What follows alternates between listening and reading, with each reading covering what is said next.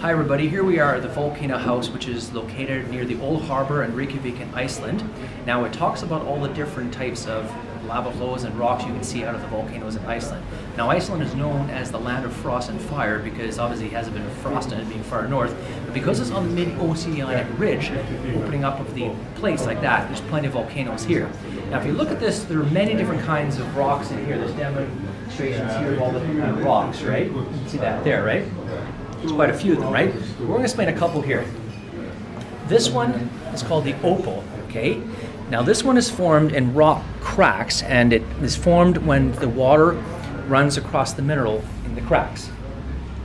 And now this one here is known as the obsidian, okay? This one here. And this obsidian, it is formed with quick cooling of sulfur-rich magma, okay, and it's most common in sour eruptions, as they call them. Now what happens is they say that it's supposed to give you power if you do this. I don't know if this make me more powerful, but who knows? We'll try it anyways. Okay, now over here, this rock is known as the Jasper. Yes, it's known as the Jasper, so maybe that's where Jasper, Alberta got its name, National Park. Now this rock here, it's quite heavy. It is actually the largest hole-filling rock in all of Iceland. They've actually found pieces that were anywhere from 50 to 100 kilograms. Now this rock has always been opaque and has got absolutely no shine to it, okay? So now, what we can do is we're gonna go over here. Now we're gonna talk about Mount Hekla, the volcano. Hekla, the volcano, has been known as Iceland's volcano for centuries. In fact, all of Europe is the worst volcano. It's the one that's caused a lot of havoc in Iceland for years. It spews out fire and volcanic glowing ashes for years. Now, it's one of the main reasons they cancel flights. Look at this. See, these are the volcanic ashes. Look at this.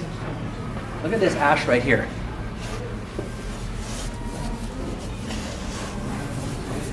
Now, can you imagine flying through this in the air? That'd be pretty bad. You'd have pretty poor visibility, wouldn't you? Now look at this one here. This one's even finer. See that? Look at that. When you do this, whoa! I mean, it's all the dust in the air. This is even dustier. That'd be pretty horrible. Now here's the 4 different kinds of tephra that come out of the volcano. This one here is the black tephra, which is the upper part of the tephra, and it has a silicon dioxide content of 60%. Okay, now this next one here, I'm going to hold it up to you. This is called the grayish pink pumice. Now it has a silicon dioxide content of 65% and comes from the middle part of the layer.